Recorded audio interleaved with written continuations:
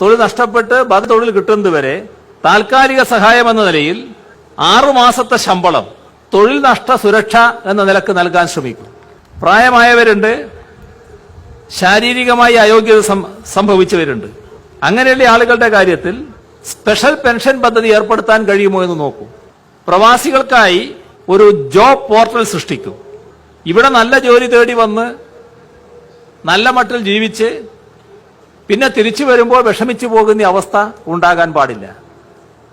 അത്തരം ആളുകളെ നല്ല രീതിയിൽ പുനരധിവസിപ്പിക്കാനുള്ള എല്ലാ നടപടികളുമാണ് സർക്കാർ ചെയ്യാൻ ഉദ്ദേശിക്കുന്നത്.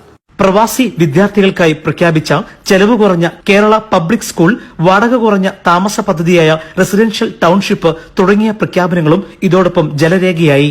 മലയാളം പഠിപ്പിക്കുന്നതും നല്ല രീതിയിൽ നടത്താവുന്നതുമായ കേരള പബ്ലിക് സ്കൂളുകൾ ഗൾഫ് നാടുകളിൽ സ്ഥാപിക്കാൻ ശ്രമിക്കും.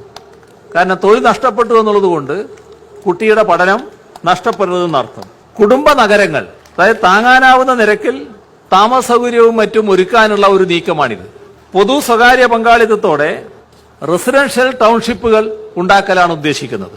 സ്ത്രീ തൊഴിലാളികൾക്ക് ഹോസ്റ്റലുകളും ഉണ്ടാവും. പ്രവാസി മലയാളികൾക്ക് നല്ല ഗുണനിലവാരമുള്ള ചികിത്സ ലഭ്യമാക്കാനാവണം. അപ്പോൾ മറ്റൊരു കാര്യം, ഇതിനായി ജനകീയ ക്ലിനിക്കുകൾ സ്ഥാപിക്കലാണ്. ഡിസംബറിലെ കടുത്ത തണുപ്പിലാണ് ആയിരങ്ങളെ ആവേശം കൊള്ളിച്ച ഈ ദീർഘമായ പ്രസംഗം നടത്തി